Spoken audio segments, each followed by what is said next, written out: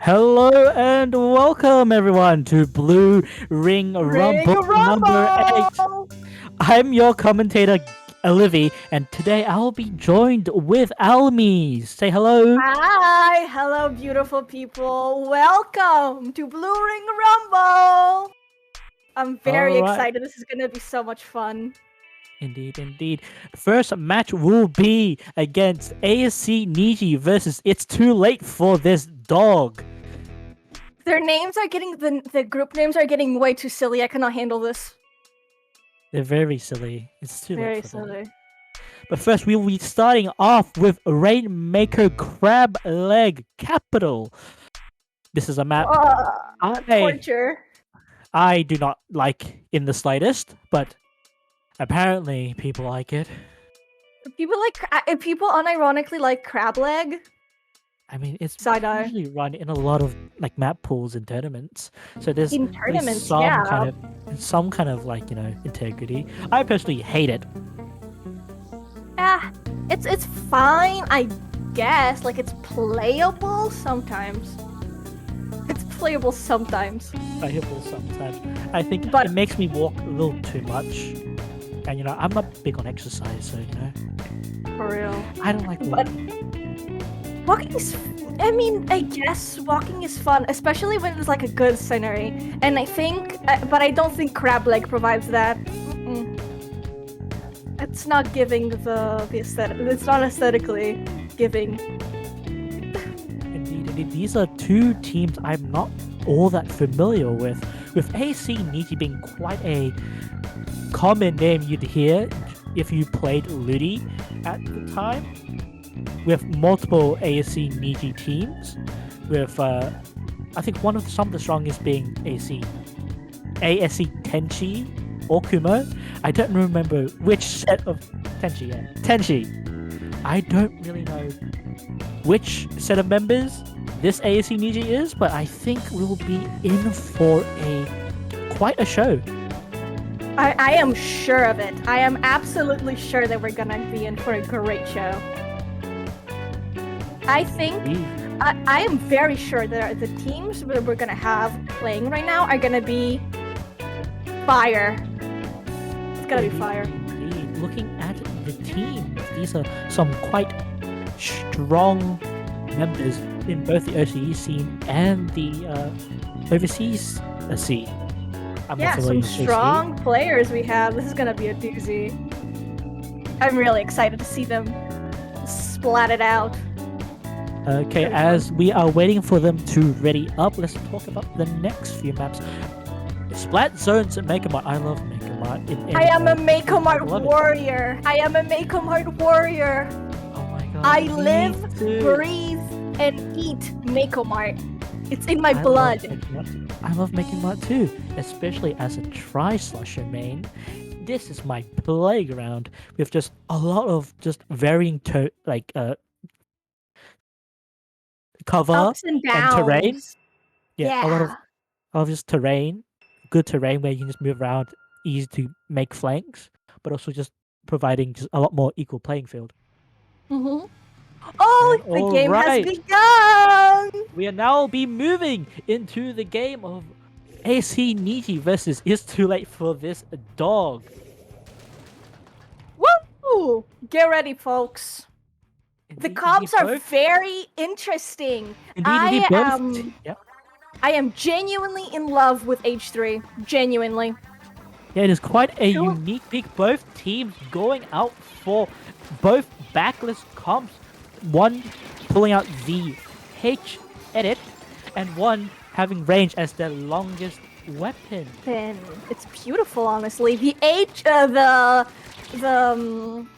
The range blaster goes down. It has taken off both sloshing machine and range are down from team ASC. So Too Late for That Dog is starting the push. Indeed. Dog has now made their push, going for the checkpoint, but it seems like ASC Niji has another thing going for them, stopping them from taking the right checkpoint, and it seems like Dog has opted out for the left checkpoint, but it seems like they're going to be pushed back quite quickly by What a Googoo's maneuver! crab. What a bamboozle! Now they are fighting for mid. Most of the paint is on Dawg's team. But I think they're gonna do good. I'm very hopeful of both teams. One of them jumps out while the splash is completely dead. Range has a special, but the Rainmaker has reset. And it seems like dawg has quite the dominant control over the map, with ASC Niji going out for a desperate Booyah Bomb to stop the Rainmaker from moving further than they already have. But it seems like this 3v3 is not going in the favor of dawg, with their Rainmaker getting taken out by the crowd. This is ASC Niji's opportunity to turn the tables and get the lead. Now they're starting their push, and they're super close to the checkpoint, and they have it. They have the checkpoint, and they're gonna continue the push. Very brave, jumping onto the snipe and the plat. Now they're gonna. Oh, the Rainmaker's dead. How interesting. And 2 down on Niji team. And it seems like ASC Niji's push for the lead will end at 34 points, with ASC Niji actually dominating against dawg once again, making their way through into their base, pushing them back, taking out the H3. I think this might be Niji's opportunity to go for more points and potentially a knockout. Sloshing machine is... Just to say that, 2 members of ASC Niji go down. My commentator's curse is always accurate. No matter what I say, it will bite me in the ass eventually. Well, let's hope it doesn't. Let's hope our predictions go well. Oh, that dawg is taking their Rainmaker and running for it, getting a 45, but their push will stop there. No, but it seems like they still have the opportunity to continue that push, because only the other team Zap is on the field, and it seems like the other team Zap was good enough to take out the Rainmaker, allowing for the rest of ASC Niji to come back and try and push out dawg from their base, and it seems like it's not working with 2 members. But it looks like dawg is gonna get the pop. Yeah. Damn. So close to the lead. Dawg gets a small push, leading them from 45 to 37. And they get the pop once more. That is lead for dawg. Indeed. In this last 1 minute, ASC Niji will have to be on their A game and just push back dawg as far as they can to get back that lead. And it seems like it's going in their favor, pushing back members of dawg, but it seems like dawg puts out a tactical to get them ready for ASC Niji's push. To get them ready, and they have all specials online, and that is a wipeout for dawg. I don't know how Niji's gonna come back from this one. Indeed. They were so close from getting the lead, but got absolutely just destroyed by dawg, and it seems like dawg will be holding the dominant side of this game, and then not letting ASC Niji take them out. Boy, dawg is getting more going solo in. Dude, that is a really risky. That's a really good but risky move. And 19 and 34 is a pretty good lead, if I say so myself. Indeed, it seems like dawg might not be winning this game right away, with ASC Niji bringing this game into overtime. Will they get the lead back from dawg, or will dawg just shut them down in these last few seconds? And it seems like it is. H3 comes from behind and ends the game right there. Indeed. That was actually really exciting. That was a really good game. Congratulations to everybody. That was really fun. But this is a best of 3 game, so ASC Niji still has the opportunity to take back this entire set. Now moving on to the replays. Zones. Indeed, it seems like ASC Niji's machine, which did a lot of work. The machine did a lot of work. Indeed, it seems like this Rainmaker dodged the Booyah Bomb just in time. Perfectly. To be shut down by the other team. I am honestly very surprised at the push at the end. It was a really smart move from Too Late for This Dog. Just silly name. It's a silly name, but it's too late for them. This is a tournament that allows OCE people to join, and it just happens to be quite a late time for people in NA. True. Sleep deprivation is a real problem, people.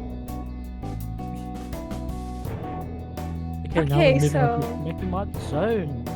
So, yeah, as we said before, I love this map. It just has a lot of varied terrain that just allows people to just make flanks, hide behind certain things to dodge from attacks. But it just gives both teams quite equal playing ground, except for Tower. Tower. I will not stand for Meko Tower's slander. I will not stand for it. As a Bamboozler main, it's peak. I'm sorry, but it's just a map and mode that's just very vulnerable to just snowballing in the last few checkpoints. But now the game's starting. It seems like dawg has mixed up their comp as well as ASC Niji both. dawg going for the pencil, having a backline, but with ASC Niji still having no backline. And the H3 is still on the team, which is a really surprising pick. And the beginning has started. Two members of dawg falling down from Niji, and they have captured the zone.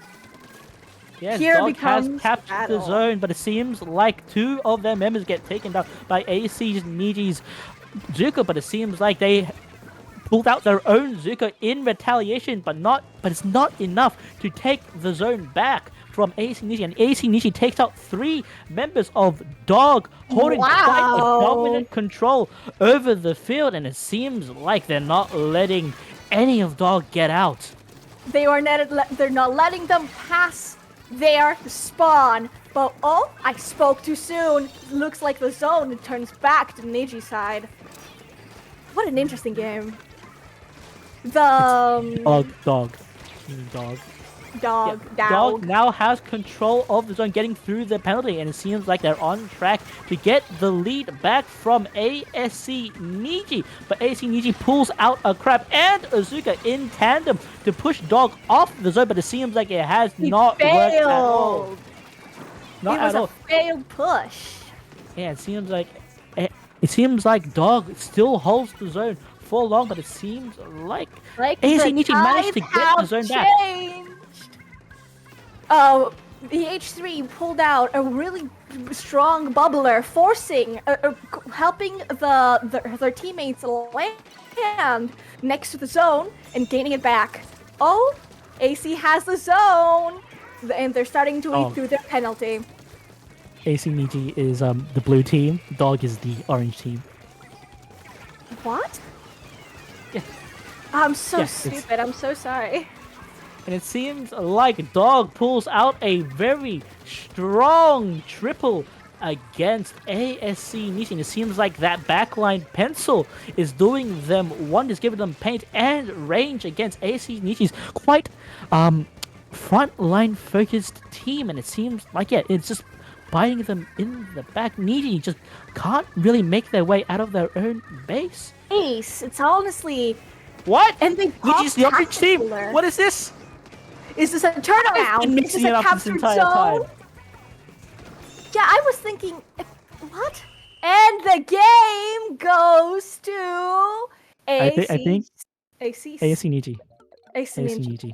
That's a difficult name. I mixed the two teams this entire time. I did not look at the overlay. The slander. My bad. Congratulations, Niji. Congratulations. That was honestly a really, really cool game. You think there's gonna be a reverse sweep? It still might be a reverse sweep from ASC Niji.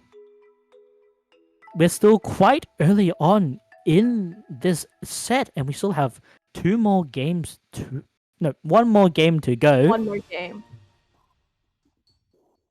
So it's quite a toss-up between both teams. But okay, reversing everything I said in the middle of the match, yes, ASC Niji pulled out a backline which let them have quite the domination over the zone.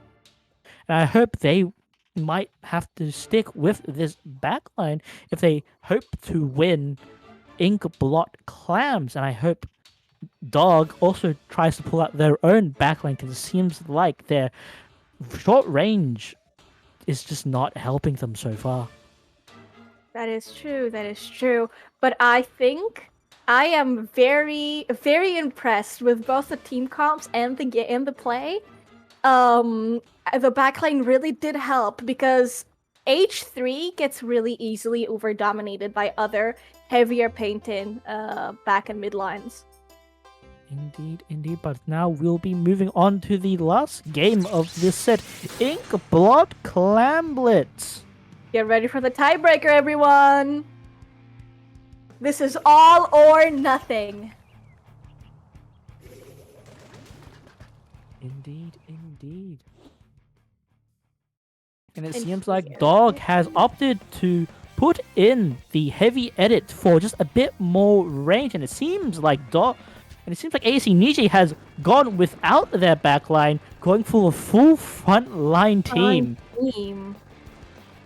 I am very surprised for no Kraken cheese, which is I like not seeing Kraken cheese. It's annoying.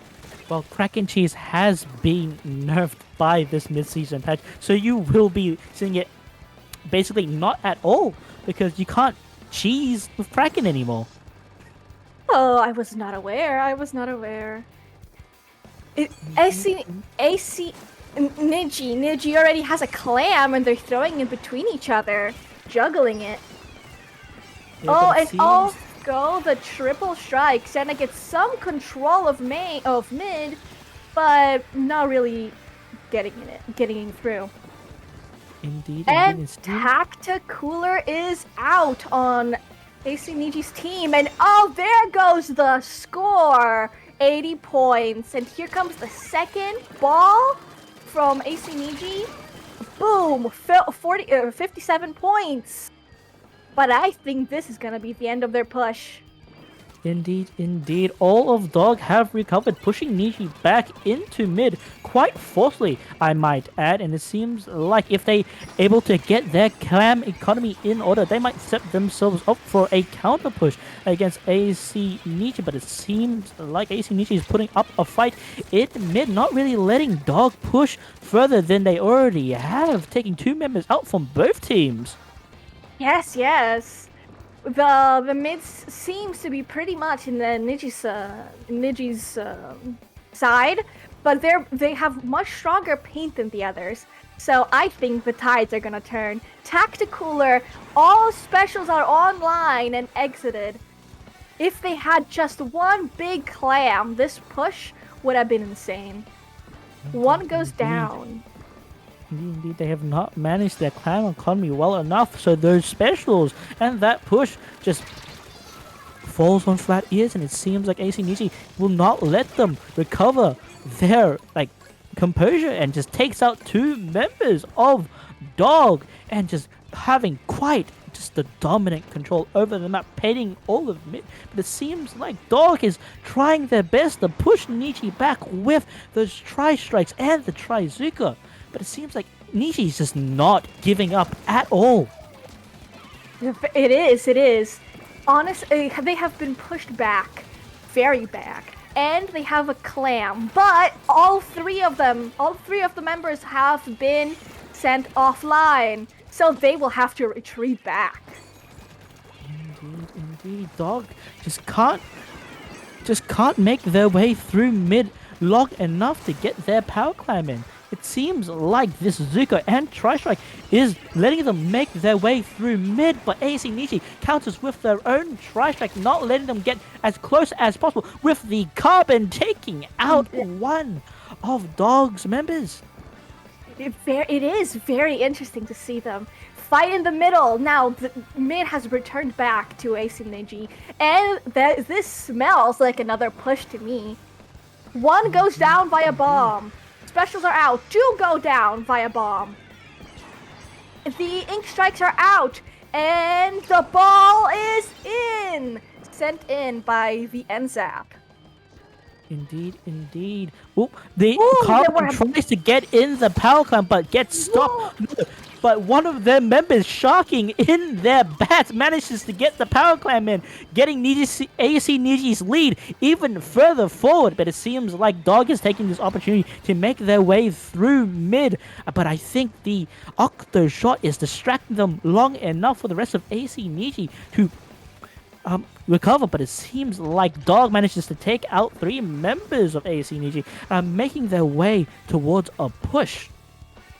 Yes, it's gonna be they both have a pity and a clam. So and they get a wipeout, 1 clam in, and I'm expecting the pity to come in soon. There it is, 58, 59. Ooh. But the thing is, it seems like their Carbon has another thing to say, taking out 1 member and letting for the rest of ASC Niji to take out dawg, and it seems like this will be ASC Niji's game. And they had to throw in that last power clam just to rub it in. Very interesting and very amazing plays coming from ASC Niji's part. Very good. Congratulations, everybody. Indeed, indeed. ASC Niji will now be moving on to the next round while dawg moves into the loser bracket. Both of them did do an amazing job, though. The push was ended by the Carbon nearly instantly. It was thrilling. Indeed, ASC Niji, despite not having a backline, just comes in with this absolute aggression against dawg, and dawg just could not handle any of ASC Niji's just overall aggressiveness. And I think if they timed their specials just a little bit better, they may have made their way towards the basket a little bit earlier, and maybe this would have gone in their favor. But no, ASC Niji gets the win. The brute force that ASC Niji gave in this match was incredible. I also think that if there was a little bit more coordination with the specials, and if there was a little bit better, they were a little bit better at managing their clam economy, this would have been a much more close game. Indeed. Now this will be the end of the first set, so I think we'll be going into a small break while we set up for the next round. So I'll see you just a little bit later. See you, everybody. See you in a bit.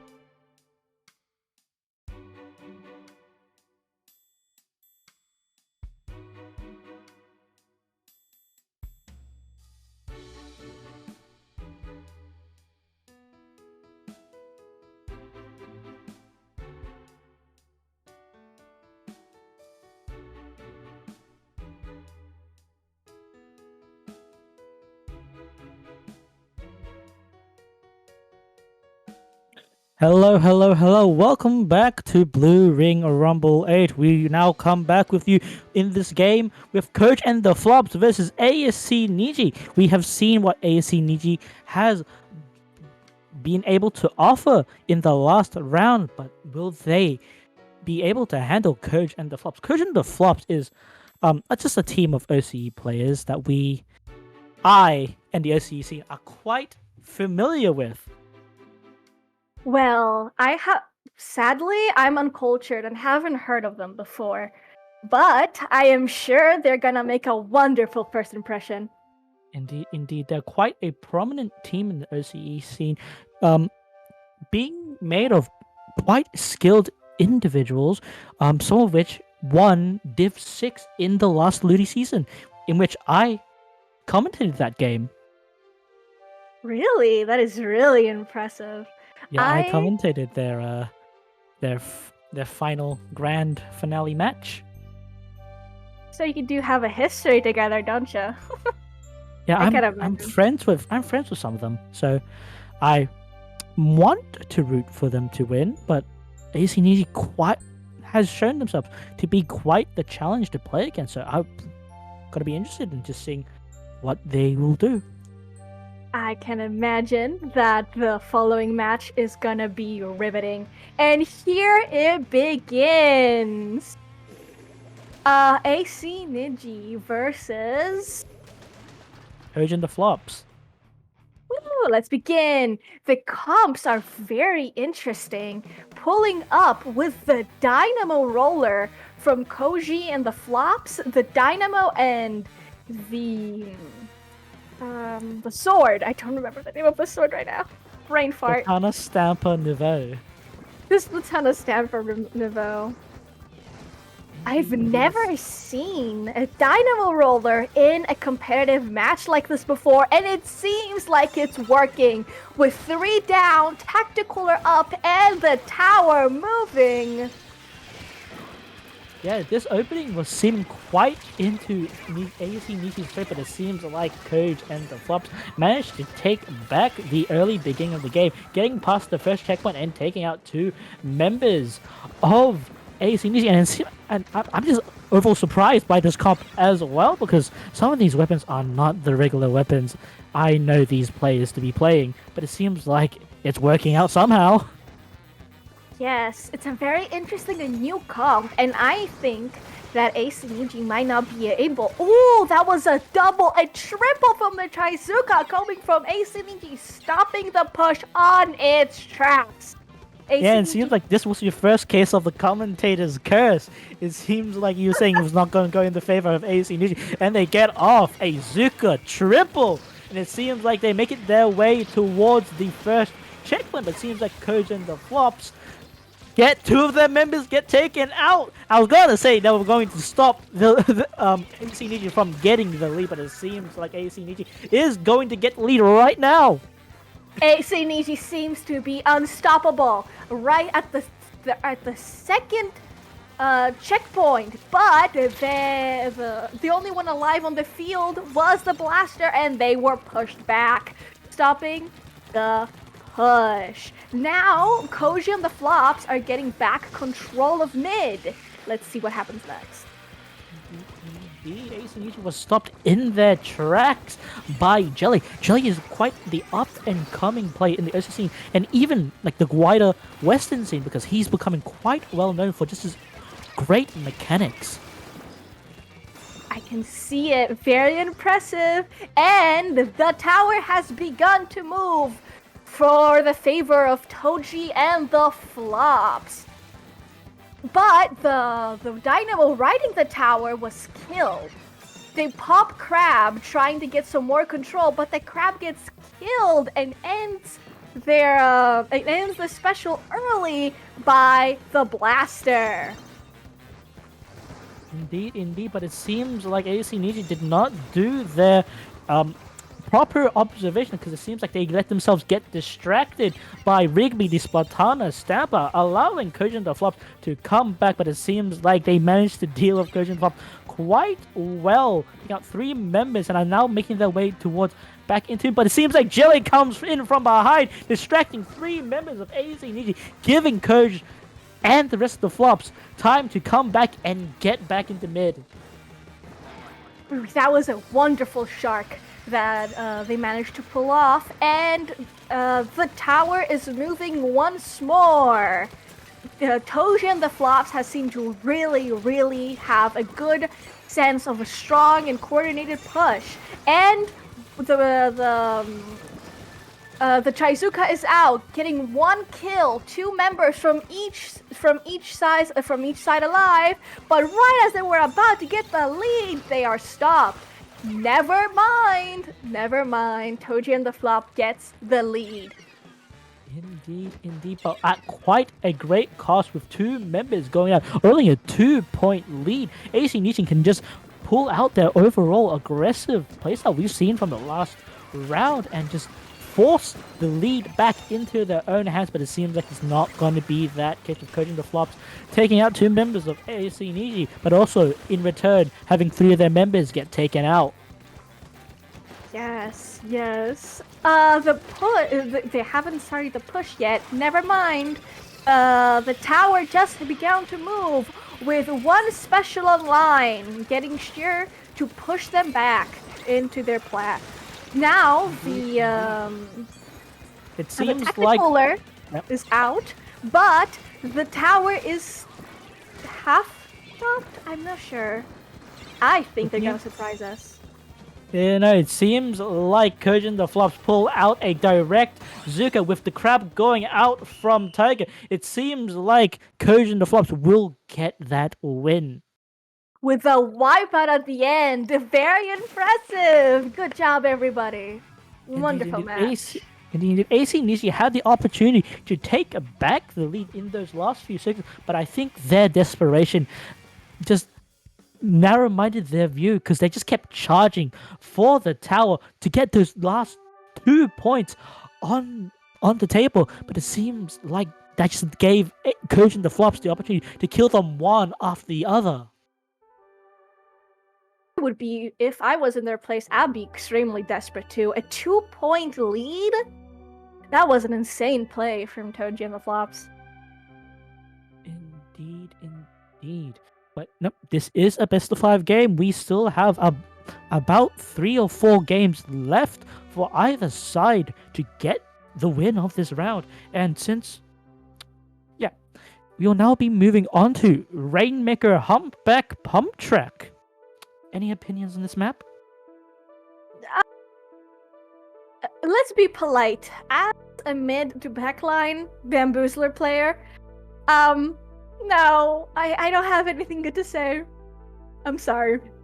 Indeed. I'm a hater. Humpback Pump Track just does not leave mid lines and back lines of all the best spots to just attack from, because it's overall bumping and favors those who can easily move around its terrain. Yes. It has a lot of ups and downs and slopes.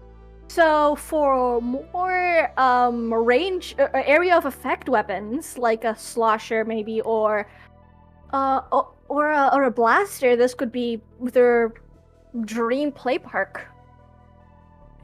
Indeed, ASC Niji tends to focus towards more frontline weapons, and it seems like this might, favor their overall aggressive play. But also, Kojin the Flops have also pulled out frontline weapons and also AoE weapons, so this could easily be their game. It will be decided now, and the game has begun.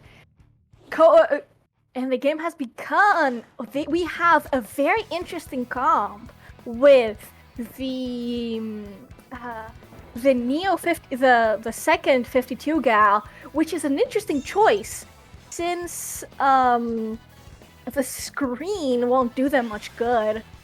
They have already taken lead from the first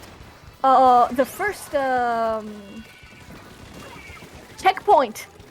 The first checkpoint is taken by Toji and the Flops, but ASC Niji throws their tri-strikes, and the Rainmaker is returned back to mid.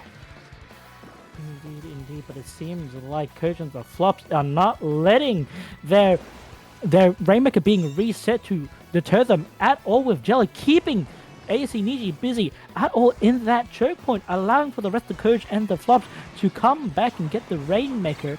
But it seems like the well-placed strike by ASC Niji manages to take out Rigby, the Rainmaker bearer. Well, ends their push completely. Now they are fighting in mid. Both of them are losing a member. Never mind. Toji and the Flops lost 3 members, leaving only the ends up alive. A Trizuka is activated, and the Rainmaker is on the move.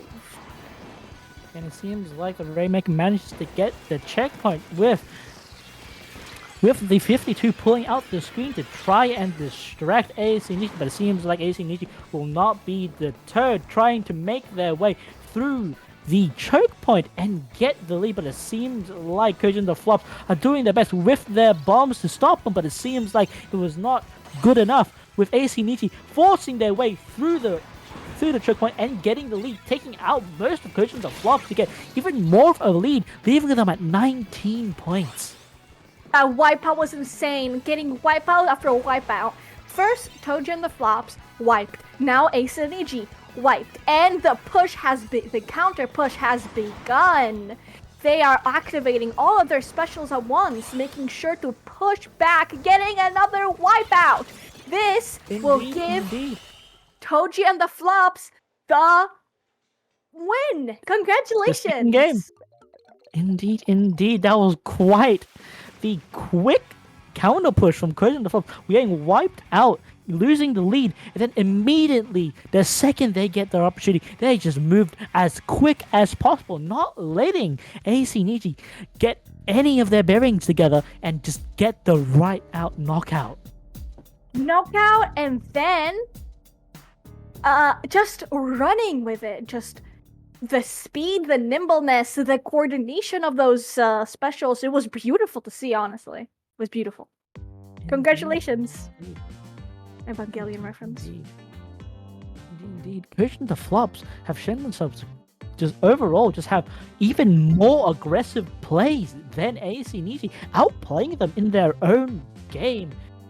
But no, ASC Niji did get the lead in most of that game, and Coach and the Flops just took the opportunity of any weakness ASC Niji shown to just take back everything. So if ASC Niji manages to just block Coach and the Flops overall aggressiveness, they might take the game.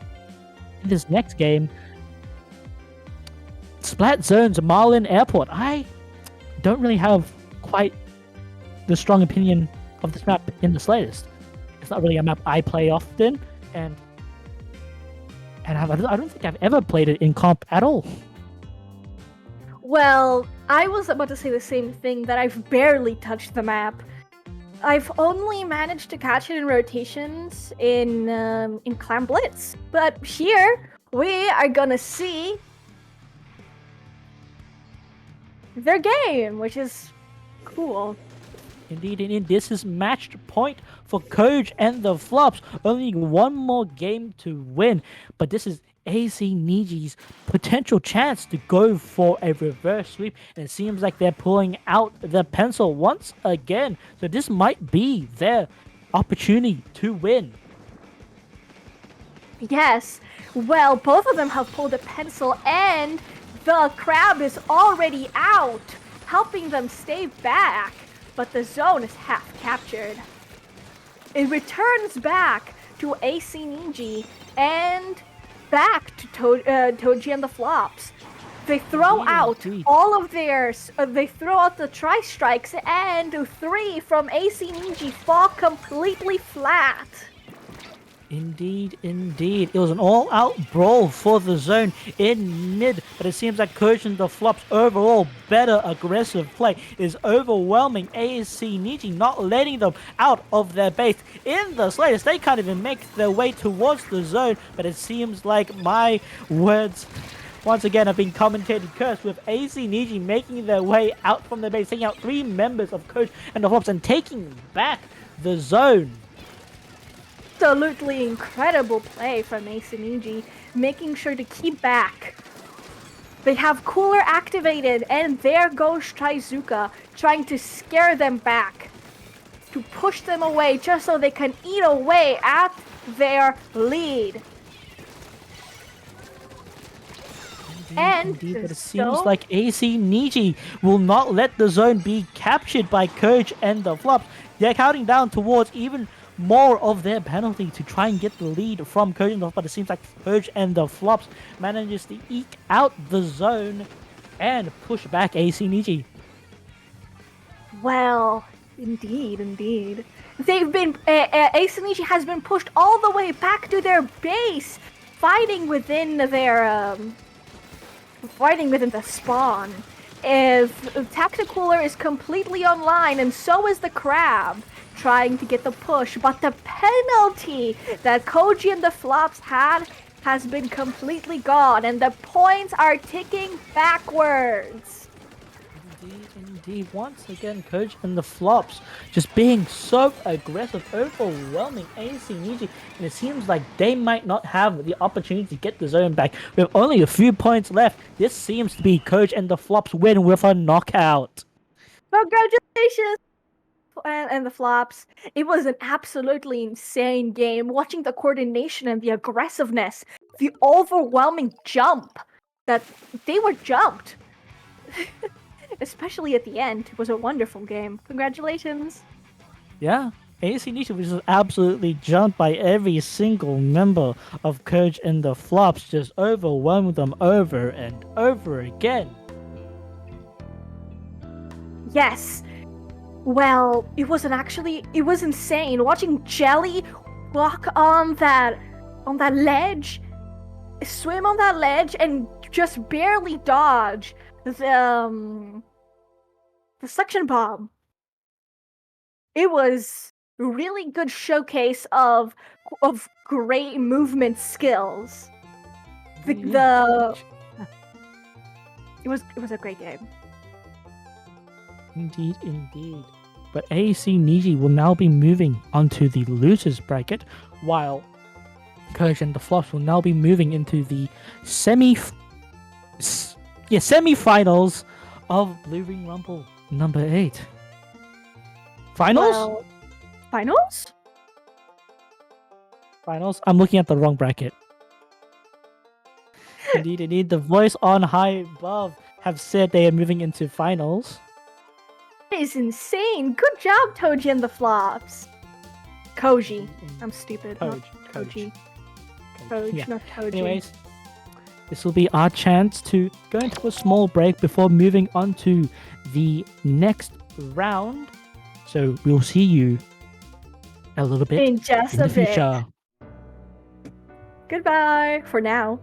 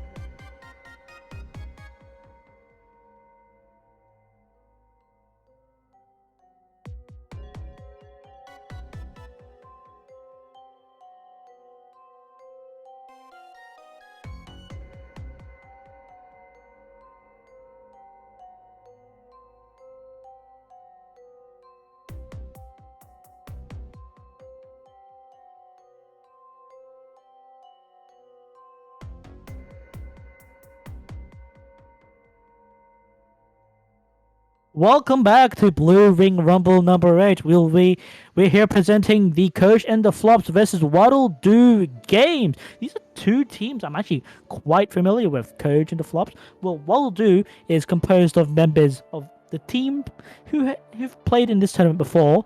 Members from a team of Lob and oh god, what's the other team's name? I've got the other team's name, but names like Hime Dayo and Crisis are teams you might have heard before in Blue Ring Rumble. I'm not familiar with any of these teams. I'm so sorry, but I'm so sure they're gonna do amazing for real. All right, the voice in the mic has told me that the other team, I forgot the name of, was Saturn, which was a team that was quite strong in Oceanic Series Div 1. If you guys didn't know, every commentator has like a little voice in their head that corrects them when they do something wrong. Yeah, indeed. We have brain implants that tell us everything. A microchip. Indeed. So Coach and the Flops and Waddle Do will be duking it out to move into the grand finals with the first mega finals, minus finals. All right. We'll now be starting the game. We'll now be starting the game in Rainmaker Undertow Spillway. We just recently got some map reworks.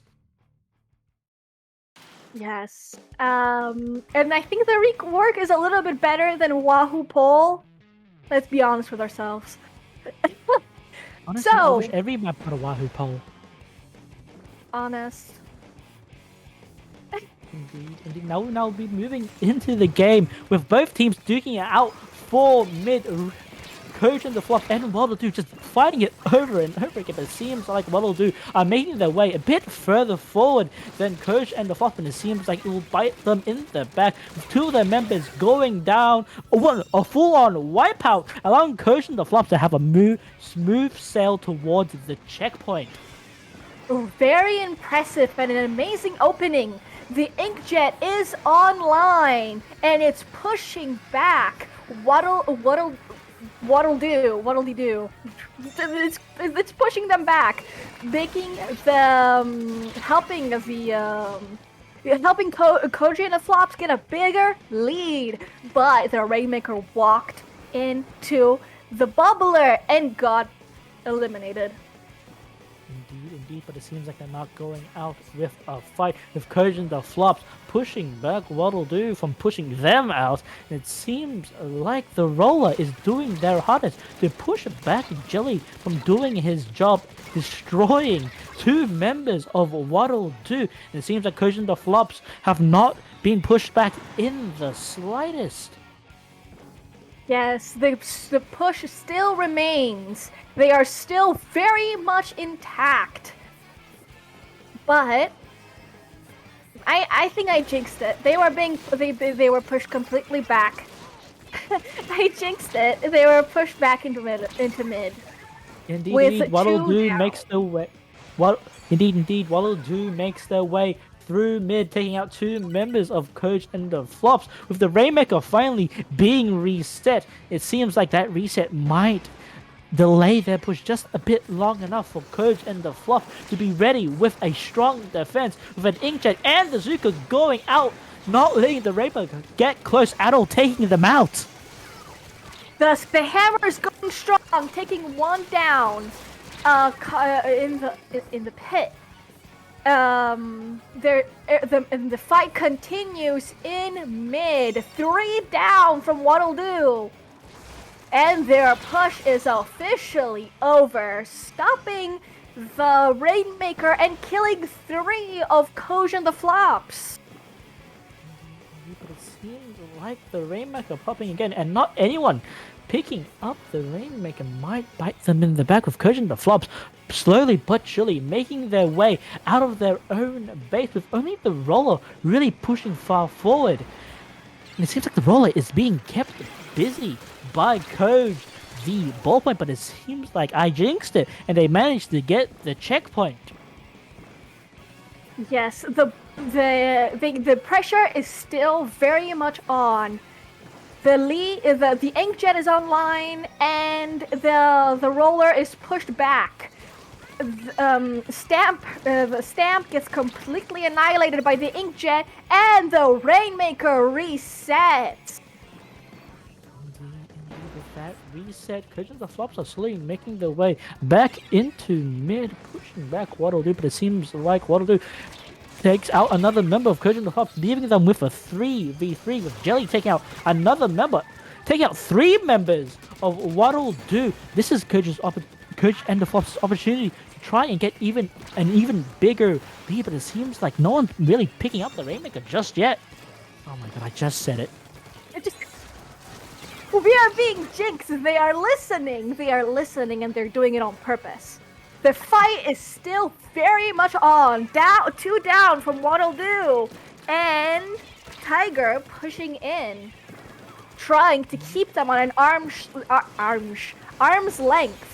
Everybody is back in mid, and the special gets cancelled completely by Koj. I think Waddle is focusing a little too much on Koj and the Flops front line, because the second they get a little too comfortable taking out some of their front lines, Koj is there with her ballpoint, taking them out right away. But then just so that Koj gets taken out by a stamp, with Waddle slowly making their way through Koj and the Flops' field, picking up the Rainmaker and potentially getting the lead in the last few seconds. Getting the lead?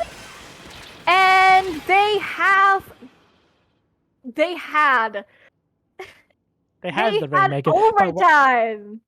Yep, they managed to get into overtime, but got cornered by all of Koj and the Flops' bombs and the Killer Whale 5.1, with the first game going towards Koj and the Flops. The ballpoint action, Jelly's unbelievably good combat skills just pushed them incredibly far. It was such an interesting game to watch. It was a beautiful match. Indeed, it was a constant back and forth on who had the Rainmaker, but it seems like Waddle just weren't as coordinated as Koj and the Flops, and just one team member out of coordination allowed Koj to pick them off and allow the rest of their team members to take out the other 3 members. It was really interesting. That inkjet did so much damage to everything around it. The precision it took, the coordination, it was beautiful. Yeah, Koj has been playing ballpoint ever since it came into meta many patches ago. Even when it's no longer in meta, Koj's strength on the weapon shows itself, allowing them to be quite an integral part of the team despite the bigger focus on pencil. Ballpoint is a beautiful weapon, honestly. It's so versatile, and it's such a straight-up amazing main weapon. And in the hands of somebody like Koj, it's gonna do really hard damage. Indeed. Now we'll be moving on to Splat Zone's Robo Ramen. Any opinions on this map? To be completely honest with you, I'm like 100% neutral. I don't hate neutral? It. I don't hate it. I don't like it. It's like, who cares? I think my own feelings for this map are quite similar as well, because it is quite a cramped map overall, with a lot of its overall space being that underground section that just allows for quite surprising flanks. But in Splat Zones, a lot of the focus just ends up being on the zone that takes up a lot of the map. Yes, it does happen. That's what happens most of the time. But let's see if it happens on this match. And the game has begun. Let's see the comps. The OG Nautilus with a pencil. Very interesting from Koj and the Flops. Waddle coming in with I think the same comp as before, if I'm correct. Indeed, you are. They are fighting it in the middle, with Jelly being already taken down and Whittle Do taking control of the zone, keeping it painted and going down with the points. Even though specials are activated, Rain and the Trizuka, everything is still painted and intact. Only one member was alive, and it was the White Bear, bringing back, ending their push at the 70. Indeed. Coach and the Flops managed to get the zone back from Waddle Do, but it seems like they pull out the Zuka to try and take out one measly member, ignoring the rest of the zone. But it seems like the roller from Waddle Do, Hime manages to push back some of the front lines of Coach and the Flops, allowing the rest of her team to get the zone. The one bobble, the bubble. I'm so sorry, brain fart. The bubble from Whittle Do was really good, and that is, I think, what helped them get this, get the lead. I'm so sorry. I'm choking on my tongue.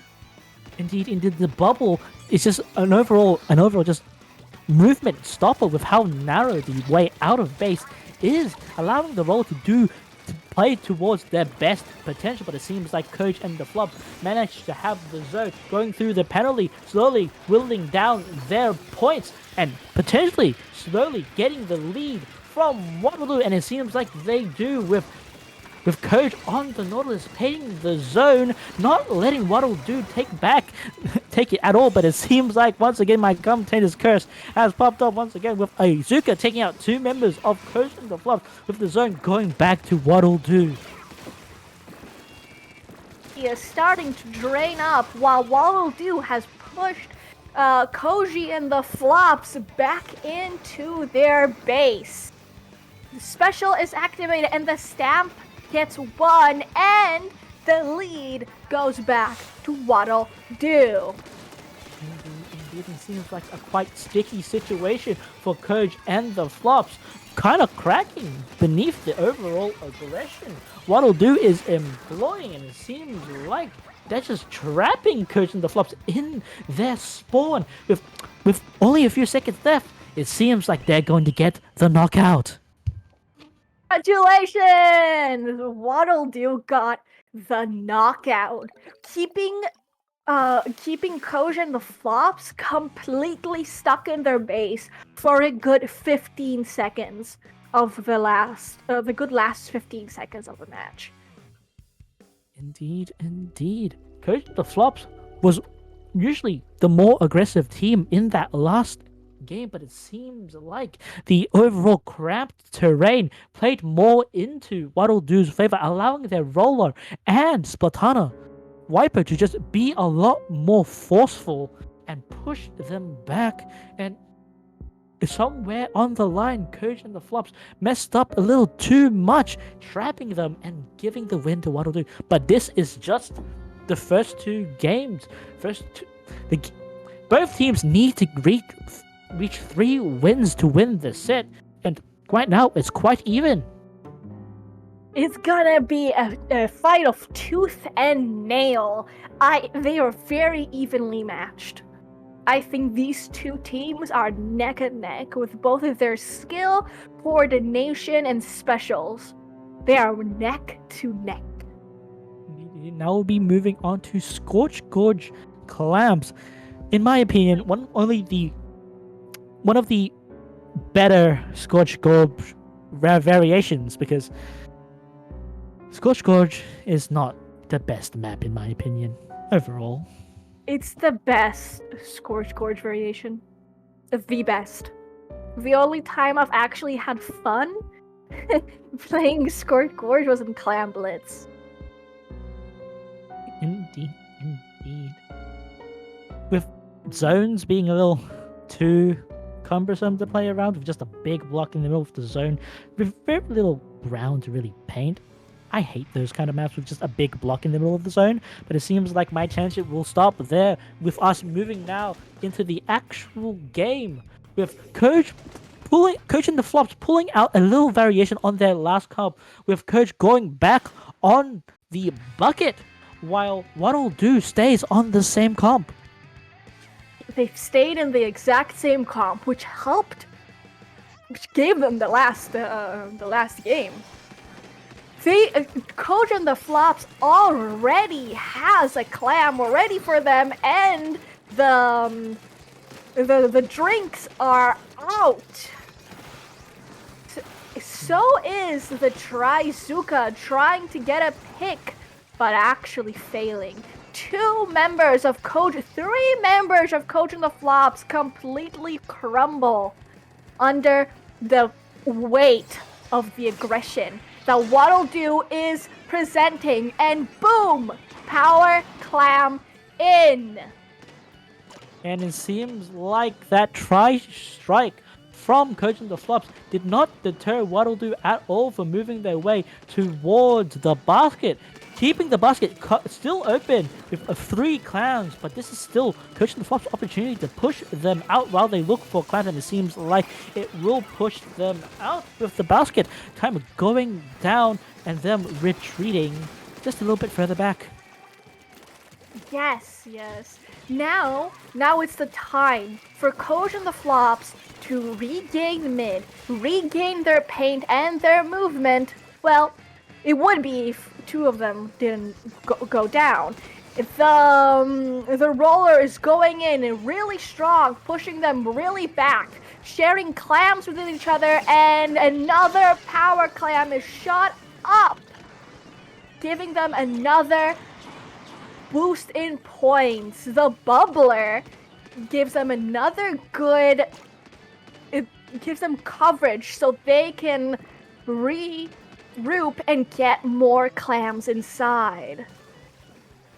Indeed, but it seems like, just as you say that, 3 members of Waddle Do get taken out by Coach and the Flops, but Coach and the Flops do not have much clams in their economy to really start making a push. It seems like they are with setting up a power clam, getting the power clam in, taking out 1 member of Waddle Do, but it seems like it backfired on them, with Waddle Do taking out 2 of their members, pushing them out just a bit further back. The stream's lagging, so I can't tell what's going on, but I think Waddle Do has 2 of their members taken out. Coach of the Flops managed to get 2 power clams inside Waddle Do's basket, and now they are returning to the endless battle in the mid. 2 members of Coach and the Flops are down, and their economy is poor.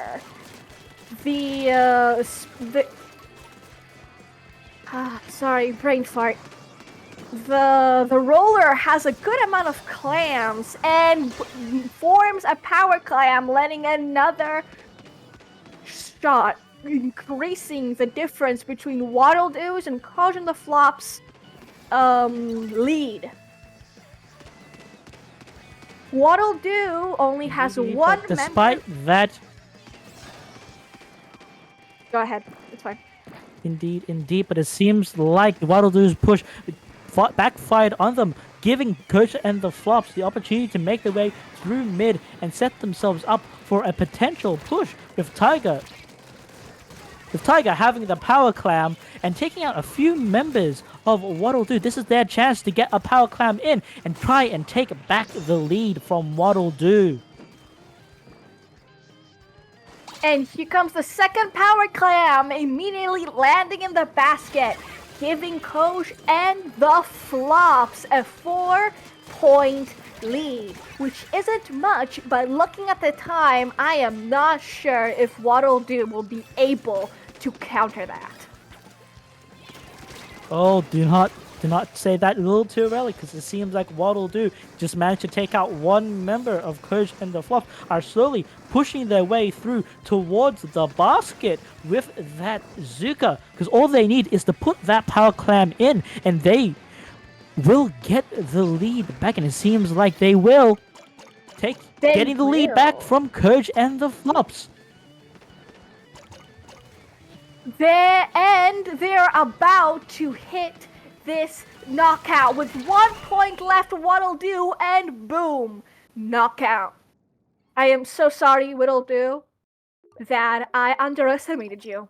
Congratulations. Indeed.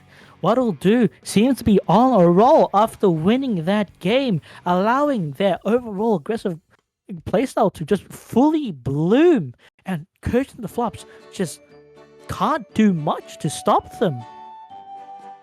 They really cannot. That last push, that bubbler right on the correct spot, made their push, from what I could tell, nearly impossible to stop with the small amount of time they had left on their hands. It was insane to watch. Good job, everybody. Yes. Now, this will be match point for What'll do, with Coach and the Flops having to get back 2 more games to even try and win this round. It's going Honestly, to be quite I difficult believe for in Coach and the... Oh, sorry, I believe in them too. It's going to be quite the difficult uphill battle to win the next 2 games, but these two map modes are quite overall even, giving both teams the opportunity to win. They are pretty even map modes. The next is gonna be Tower on... sorry, I keep forgetting the name. Hagglefish Market.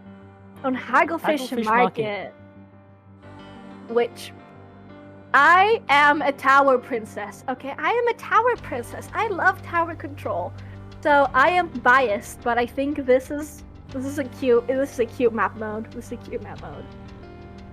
Indeed. What do you think? It's a map mode that quite favors overall charges, just due to the overall position of the 2 transparent tents. So we might see like both teams try and pull out a pencil potentially, but it seems like what'll do has not changed their comp at all. So I think they're going to be sticking to the same thing. So I think Coach and the Flops will need to adjust their comp to better go against What'll do. You know what they say, if it's not broke, then don't fix it. I am very excited to see I'm hoping that we see some more charger play now on this map mode. It's gonna be really helpful for whichever team has the charger. I'm excited to see how this goes on. And now the game begins. Indeed, match point for Waddle D. This is their chance to take the entire set, but just the beginning for Coach and the Flops to try and get a counter. I forgot the thing. Anyways, we'll now be starting the game with both teams slowly making their way towards mid. Coach and the Flops opting to be a bit more spread out than What'll do. That is such a funny name, What'll do. And here they are. The fight in the mid has begun. My predictions were wrong, and we don't see a single charger from either side. Coach returning back to her signature of ballpoint splatling. 2 are down from each team, and Koji and the Flops has already gone on the tower, getting them 7 points. It's a good start.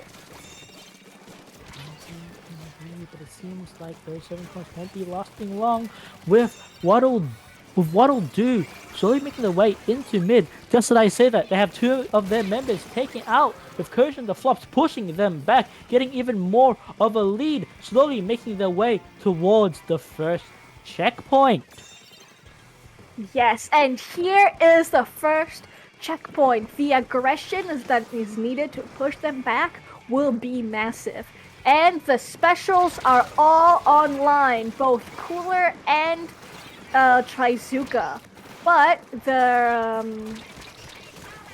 push is stopped by What'll do, and they have been pushed back into mid and a little bit behind mid.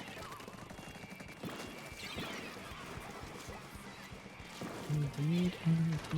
It seems like Coaching the Flops are slowly being pushed back into their own base, letting Waddle do make their way towards the first checkpoint. With 2 members down on Coaching the Flops, it seems like Waddle Do's ball is slowly rolling towards their favor, allowing them to be even more aggressive and potentially get through that first checkpoint. Yes, then the bubbler will make sure that they get that lead.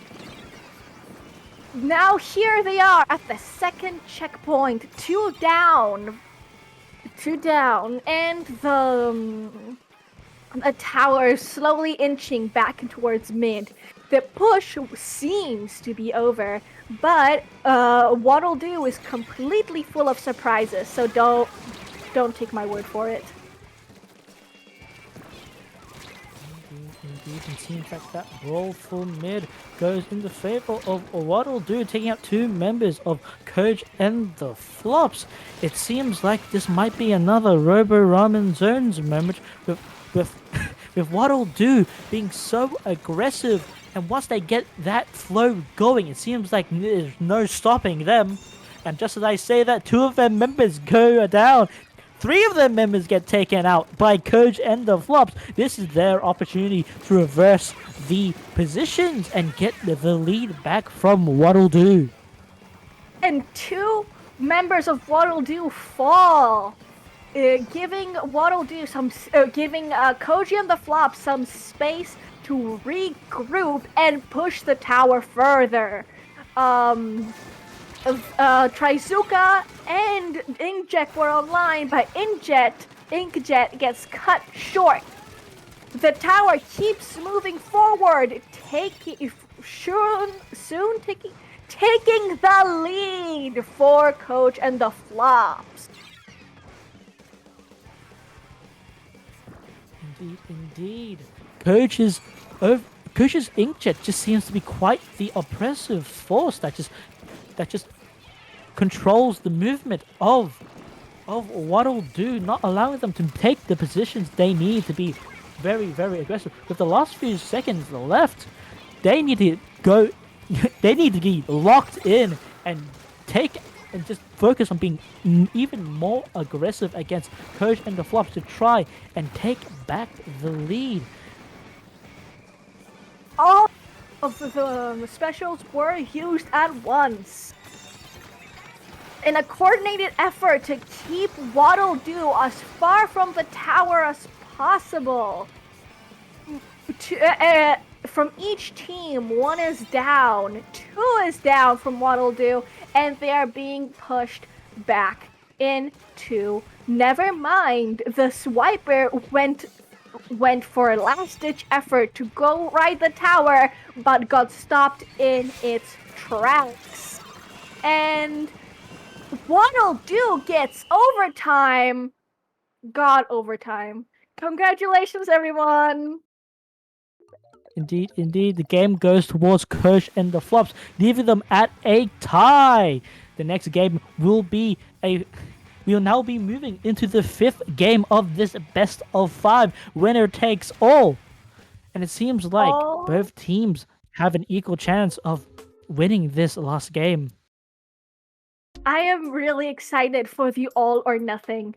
The teams we have here, both Kaj and the Flops and Waddle Do are incredibly competent and really strong players in their own individual spaces. Waddle Do is incredibly aggressive and puts this amount of pressure I have not seen before. It's amazing. And Coach and the Flops has the perfect coordination, as if they have planned everything out. I am honestly really excited to see who takes the next match. Indeed, this last game will be Rainmaker Museum Delfonsino, a map that doesn't really favor either of each team's comps, because because it's quite an open space with very little cover. Both teams can excel in this map with the roller just being able to be more aggressive, just overall the flat terrain, allowing them to move around more easily. With Koji's inkjet also being quite strong here as well, because there's no cover to run around to dodge the inkjet shots, and it seems like we'll now be moving on to the final match point. The comms have not seemed to change from last game. Everyone's sticking with what they know best. And here comes the rainmaker. Toji the Flops gets the pop first, but are unable to pick up the rainmaker due to everybody just having so much. Never mind. Waddle. Ooh, and an unlucky. Absolutely. And an unlucky Zuka for Coach and the Flops, taking out 3 members of the team, giving Waddle the opportunity to just go on all-out offense and getting the first checkpoint, but it seems like to be backfiring with Coach and the Flops taking out them 3 members of Waddle, pushing them out of their base and setting themselves up to get the checkpoint as well. Very, very interesting. It's a quick. Rainmaker is known for its quickness, but I'm not used to it being this quick.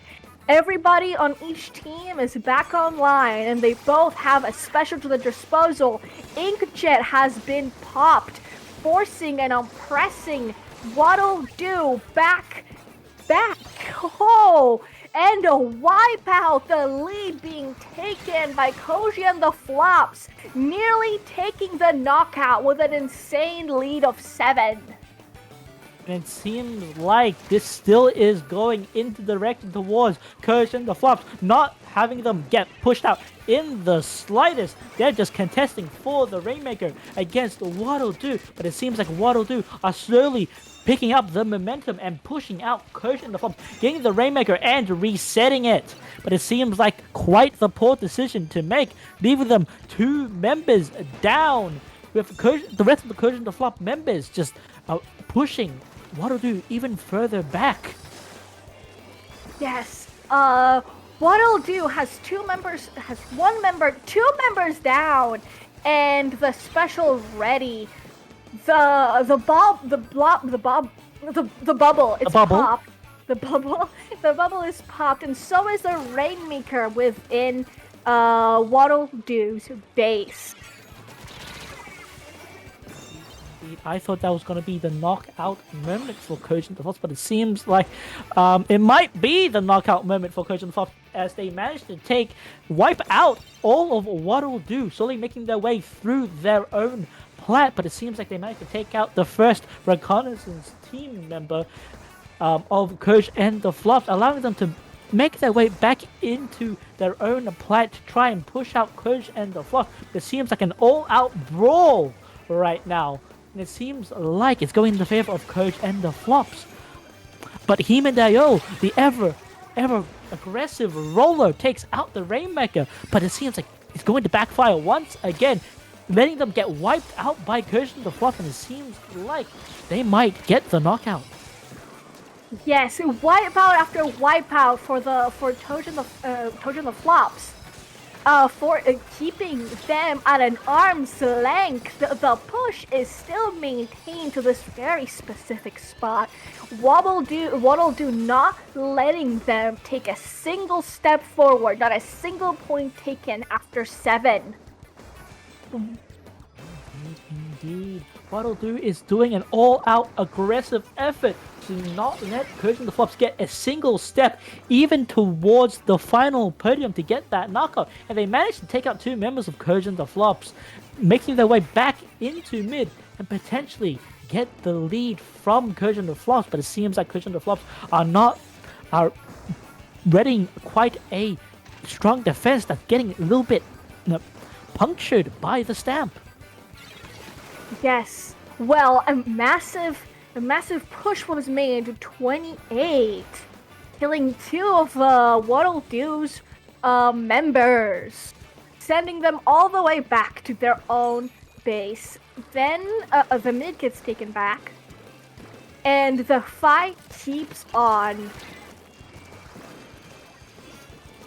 Yeah, it seems like the Flops are not all that worried of losing their lead, being quite calm, taking out 3 members of Waddle do, and all they have to do is play more defensively. No need to be more aggressive when you have quite a big lead against the other team. They're just being defensive. All they need to do is not let Waddle do get close to the Rainmaker, or just take him out in overtime with Coach pulling out the Inkjet. This might be it for Waddle do. Maybe they might survive the Inkjet and get that lead, but it seems like Coach and the Flops is mounting quite a strong defense. They are, and the Rainmaker is killed. The game end. The best of 5 going to brain fart. Going to Cod and the Flops. Congratulations!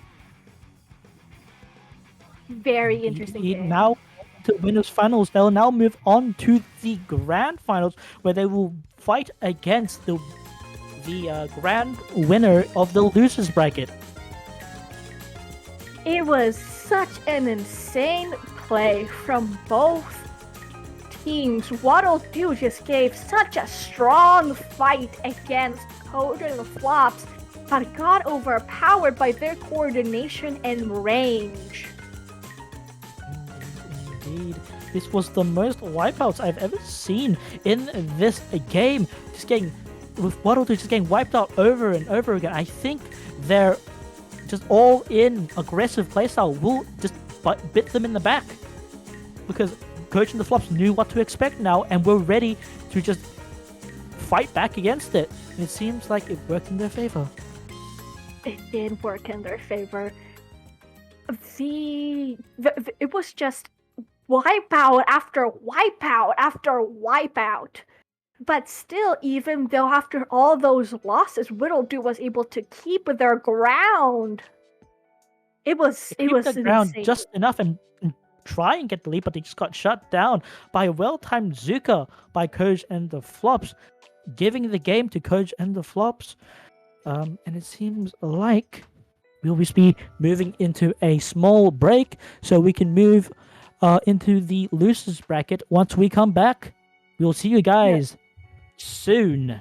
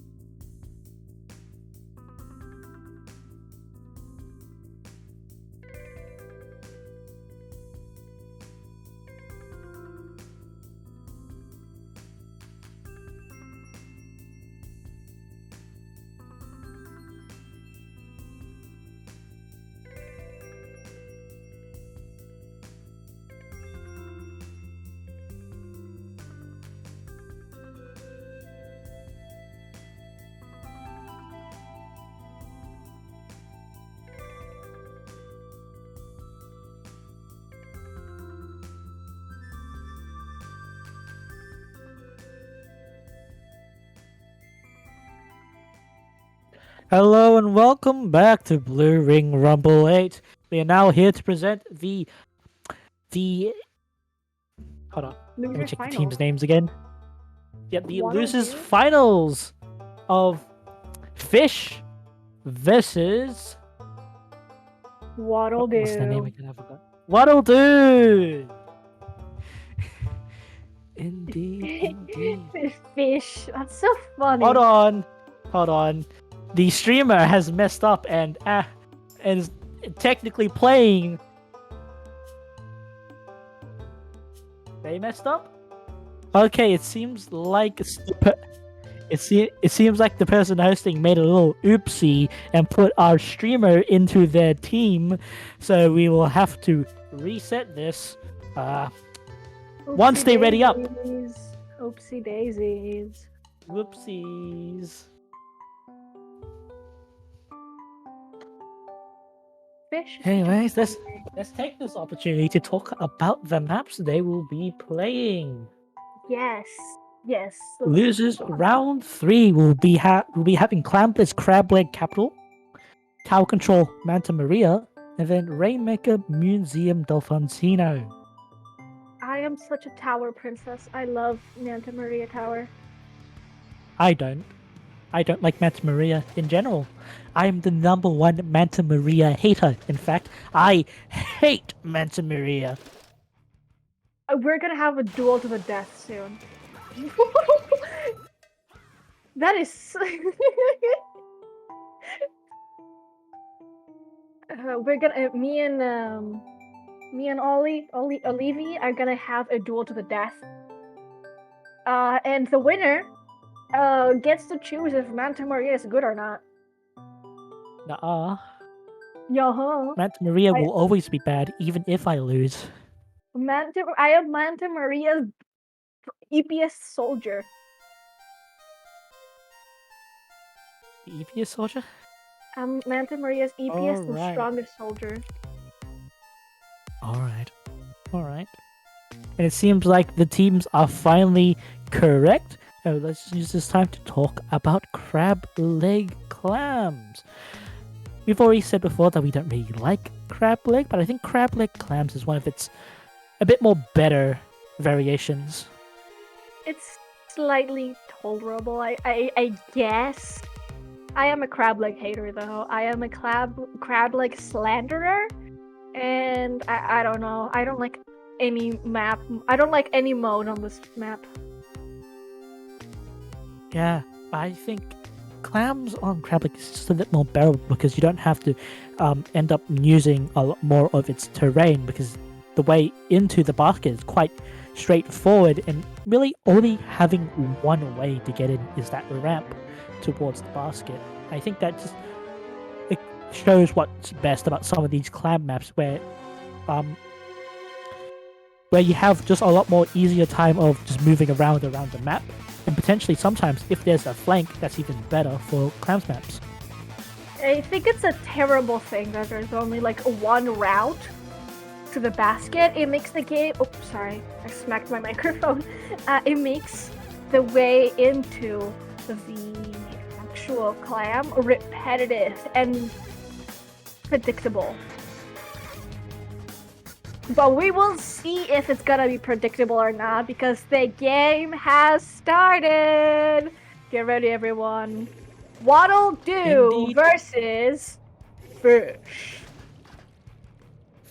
Both teams have the chance of facing Coach and the Flops in the grand finals. A revenge match for Waddle do and an underdog story for Fish. Both teams are seemingly duking out for mid, with Waddle do slowly making their way even further forward and pushing back Fish, keeping them busy, taking out 2 members of the team. Once they get their clam economy in order, they can make a push for the goal before Fish can really stop them.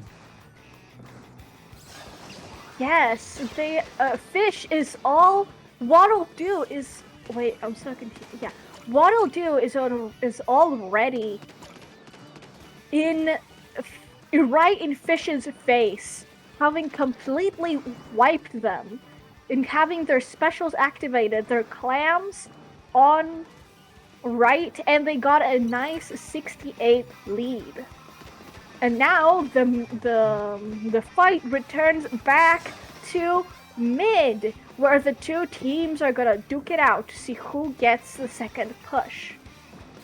Yeah, but it seems like Fish, it's going in their favor, with them having most of the control over the map, taking out two members of Waddle Do. This is their opportunity to make a push, and it seems like the Tri-Strikes are going out, pushing back Waddle Do.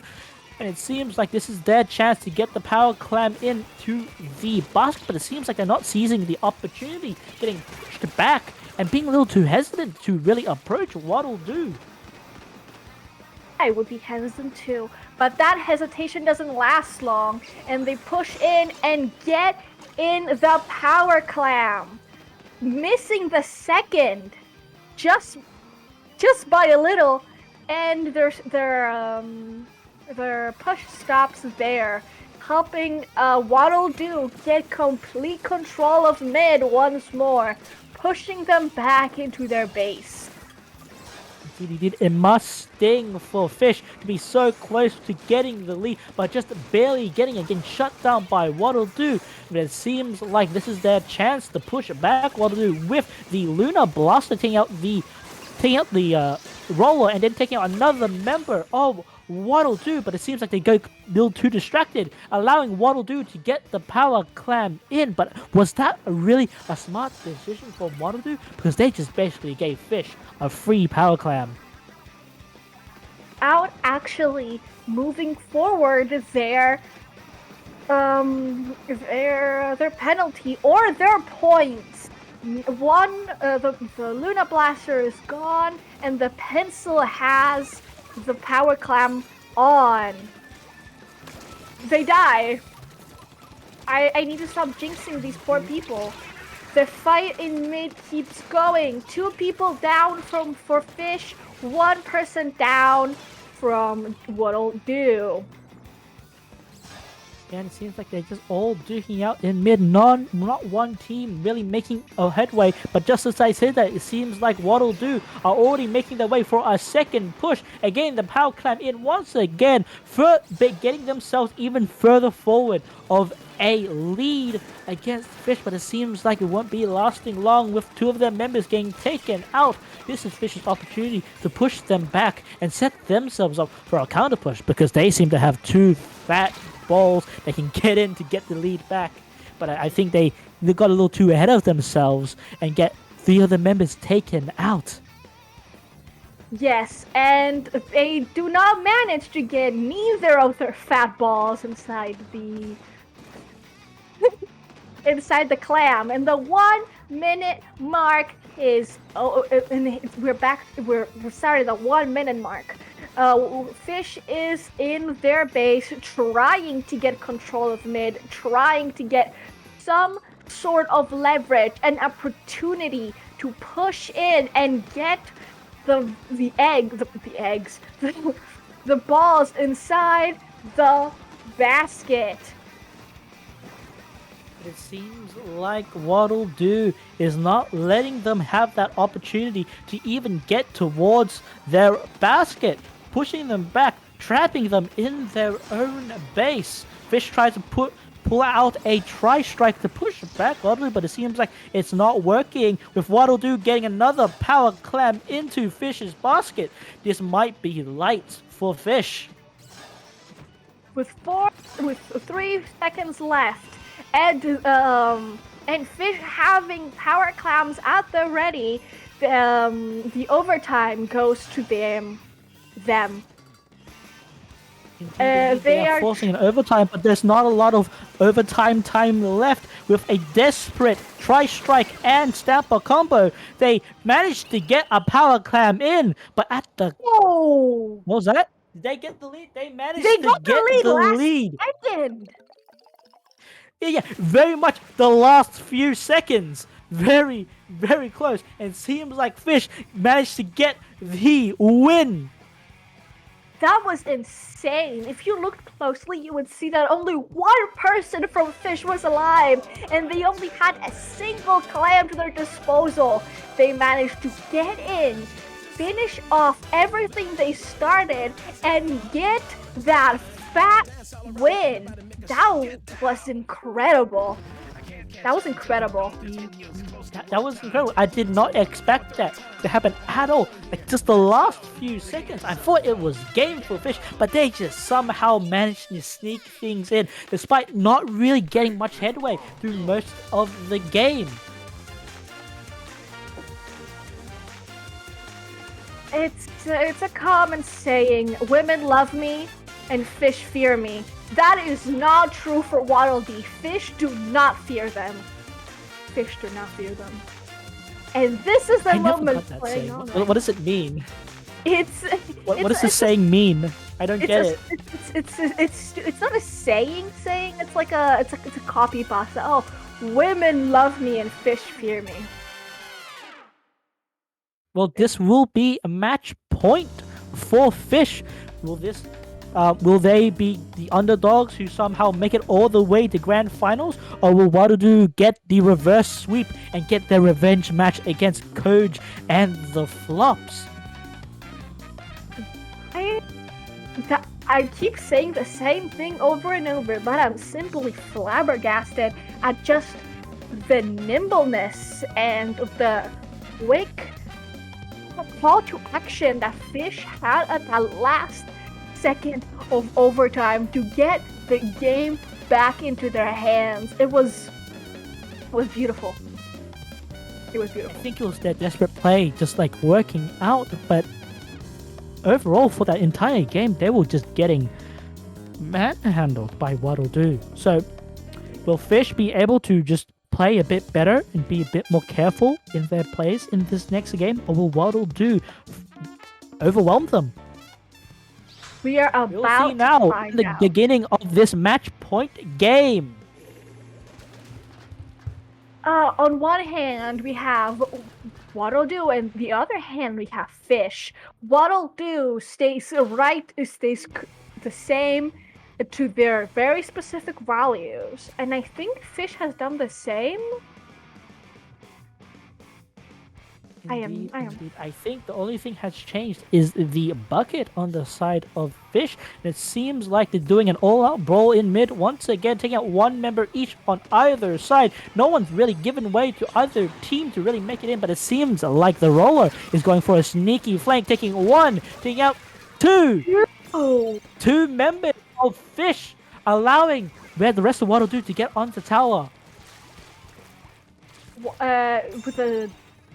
They've got 10 points to their name and have pushed Fish back.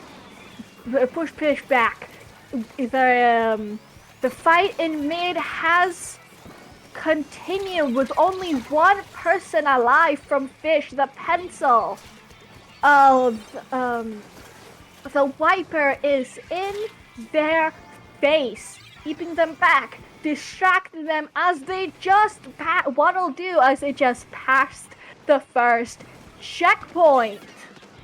Indeed. Once Waddle gets the ball rolling, it's really hard to stop them in their place, with the range blaster trying to stop the tower and managing to distract to one member of Fish, taking them out. But it seems like Waddle still manages to be a little bit of a cockroaches and getting back on the tower, making their way in, with the Luna taking out two members of Waddle, shutting down their push. And as you said it, like bugs, they come in, they take what they need, and they scramble. Fish managed to take out 3 members of Waddle, stopping their push at 51, riding the tower for themselves. The Luna Blaster taking out the Stamper and claiming as much ground as they possibly can. Tri-strikes flying everywhere, but the tower staying in its place. Now Fish now mounting their own push, going for the first checkpoint and making their way really far into Waddle Doo's turf. And now they're making their way towards the second checkpoint, but they get shut down with 2 of their members taken out. But it seems like Fish in return take out 2 of Waddle Doo's members. It seems like the Bucket is doing a one-man show, is keeping everybody in Waddle Doo busy, taking out 2 of their members, allowing the rest of Fish to come back from respawning. And they come back from the dead, coming in to take back the mid and ride the tower to victory. The cooler is out. And the Lunar Blaster is on a flank, trying to scare and push them back, but honestly not failing and forcing the pencil to ride the tower. Everybody the pencil. But the thing is, the pencil gave jumps for all the respawning members of Fish, allowing their push to continue on despite seemingly getting stopped, and they managed to get the lead going through the second checkpoint, making their way towards the last checkpoint. But it seems like they get shut down by Himedayo, the roller, but it seems like Fish is just doing so well, taking out 3 members of Waddle Doo. Their push will not be stopping at all. Waddle Doo cannot shut them down. Has full control over both the tower and the surrounding area with an amazing lead of 13 and counting. 10. Indeed. With the last few points left, it seems like Waddle Doo and Fish are duking it out for the tower, but it seems like Waddle Doo managed to shut down Fish's return, and it seems like they're making their way back into mid and potentially get the lead back from Fish, but it's going to be quite hard with how strong of a play Fish had. Waddle Doo will have to be in their A game to even get as close as a knockout.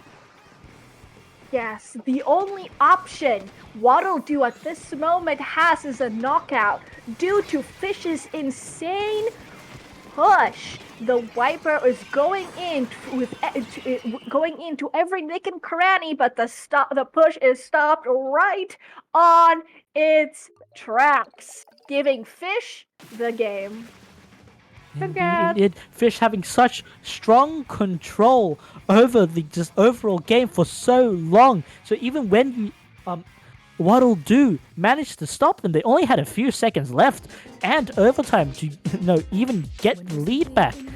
And by then, Fish had already won. They had their specials to push Waddle Doo off the tower and win overtime.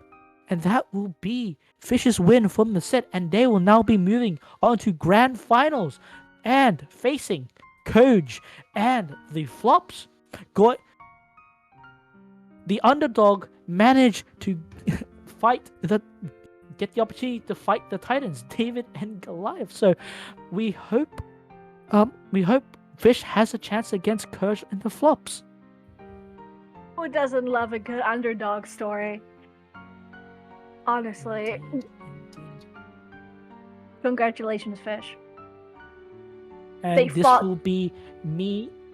will be our Mrs. and I's last game we're commentating before we move on to the second set. So we'll now be moving into break. But before that, I will just plug my Twitter. Follow me on @K_Olivia on Twitter, and sometimes for little funny hee hee ha ha tweets, and sometimes the occasional stream, which I haven't been streaming for a while, but I might. We believe in you. We believe in you. That you can stream.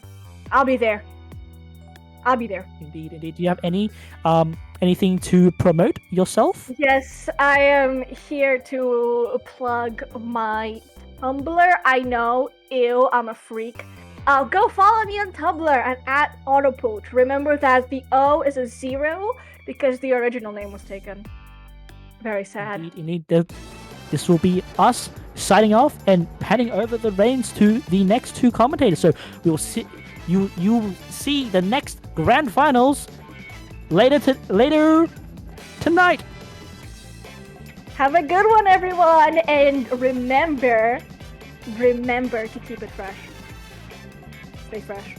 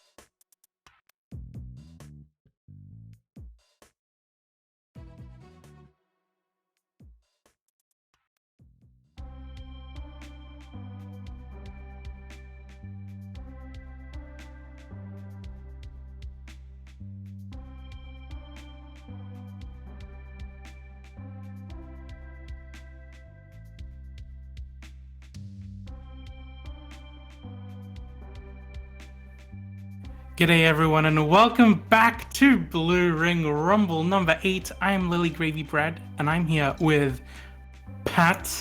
How are you going, Hey, Pat? We're gonna be bringing you the grand finals. Yeah, it's time for grand finals of Blue Ring Rumble, and we only have 2 teams left. It's Coach and the Flops on winner's side. Meanwhile, Fish got back from losers bracket, beating their demons and Waddle do. But now it's grand finals. Only one set left, or maybe 2 if Fish is able to get the upset. Yeah, okay, this will be a very interesting upset if they do manage to lock in and take this set off Koji and the Flops. They'd have to do it in the bracket reset, however. The reason I say it's particularly interesting is because Koji and the Flops had a very, very close 3-2 victory in winners finals before we streamed the losers finals earlier on in the tournament to the team that Fish had just beat in losers finals as well. Waddle do, that is. So Koji and the Flops and Fish are just the final 2 teams battling it out. As you mentioned, Koji and the Flops have been on a fantastic streak in winners brackets so far, having a pretty clean victory in their first set. But we are going right into the grand final splat zones on Mahi Mahi Resort right now. Let's have a look at these loadouts. Typical loadout for Fish. You know, like Coach and the Flops, I didn't see their game, but here they go with a pencil of their own and a Splatana Stamper. That's pretty nice opening on Mahi. Any kind of weapon can work, and having that crab tank with a Stamper is so good, honestly. Right now, both teams just looking at each other, trying to get in acing, just lunging in, and whoa! Fish just getting all the splats, Lily. Yeah, Fish have got such a dominant show of force early on in the game in the first 30 seconds. Jelly trying to kind of push them out a little bit with that whale here, but they are still 1 player down with their Stamper, which you mentioned is, I think going to be a fantastic weapon if you can get your crab tank up and onto the other team's snipe area. However, it does look like perhaps these strikes are going to be just continuing Fish's lead, forcing Rigby into a very tricky situation, pinching them dead like that. But Koji and the Flops, as this timer ticks down, I'm just wondering if they have what it takes. They need to charge their specials quickly in order to break back in. Koji and the Flops have not managed to really get back onto the zone, but right now with 3 down onto Fish, they should get the zone. Finally, what a hold by Fish, but Koji and the Flops finally in the game, finally in control, making points, and in zones you can always come back. Yeah, that's the great thing about zones, isn't it? It definitely comes down to your ability to fight as a team, pretty much more than any other mode. We're seeing 2 fantastic Zuga shots from Polly getting those crucial picks to allow them back in, and we can see how much they've already painted up, just slowing down any kind of retake from Koji and the Flops. And that retake has been pretty slow and steady the first time they've tried to do that, and being able to kind of like pick off enough plays at a time to hold them back, I think it's just been working out extremely well for Fish. At the moment, it looks like they're just going to be depleting these penalty points before Koji and Flops can even touch the zone. But maybe this Magical can help them back. Yeah, and with the crab tank deployed, Koji and the Flops really need to paint as much as they can. There's 2 down onto Fish again. Koji and the Flops able to drop, able to get to the zone, paint it, just stay in the game, but they need more than applying penalty onto Fish if they want to win this game. We're halfway through the game, and Fish has a 60 points lead right now. Koji and the Flops, though, they're not done. They have control over the zone, control over all of mid. It's on Fish to find a way in. Absolutely, and I think Polyzuka's followed up by not only the strikes but also acing on the Lunar Blaster with the Stamper there, just forcing those jumps back out, is going to make it a pretty easy ride back into the middle of the map here. Of course, it's just going to be a matter of like whittling down these penalty points once again. We're seeing Rigby once again, the crab tank kind of coming out. This is how they've been able to retake before. Tiger trying to find some picks and allowing them back in, but acing is getting a triple once again. This isn't even the first triple we've seen from them on stream so far.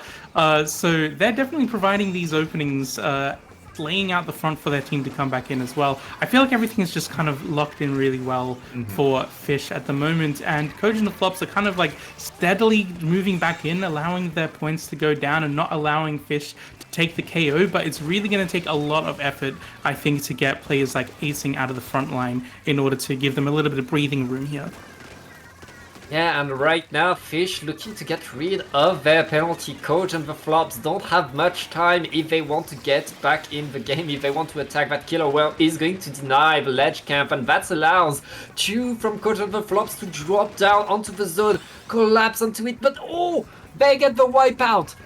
They need to paint the zone. Okay, they get it, and now they can, in that last minute, maybe get the comeback. Tiger is deep into the spawn, getting one, getting two, getting a third! Whoa, Tiger is just flipping the game upside down, and now the Flops are on their way to maybe get a huge comebacks. All they need to do is hold for 20 more seconds and they should get that lead. Yeah, that lead is within arm's reach at the moment, but with those 3 plays once again going down on the side of Fish, it does seem that they aren't going to have too much trouble getting that. They just need to make sure that their fighting game is strong here, and we saw how Tiger was able to get those 3 picks earlier. She's got some incredible mechanics. Here comes the lead, and they are going for the knockout right now, even before the game ends. I felt my breath leaving my lungs, being sucked out as I saw that timer just kind of pause. The game kind of like, reality just kind of suspended in midair at that point, thinking, oh no, is the other team going to be able to come back in once again? Because they had such a dominant map control throughout so much of that game as well. Fish certainly did. They were just able to swim around really easily, and the way players like Polly here with the Zukas, the way Acing was able to get those triples as well. And also the other thing I want to point out from Fish is they're playing pretty much the standard bucket, V-shot, pencil, plus like free choice, anything goes weapon, which we've been seeing win tournaments such as Area Cup. That's pretty much one of the meta weapon comps, if anything, at the moment. It's kind of like standard to see those kind of comps win tournaments. And I think as we saw how those specials were able to come out and just retake the zone so quickly on the side of Fish, strikes are going to be always so useful.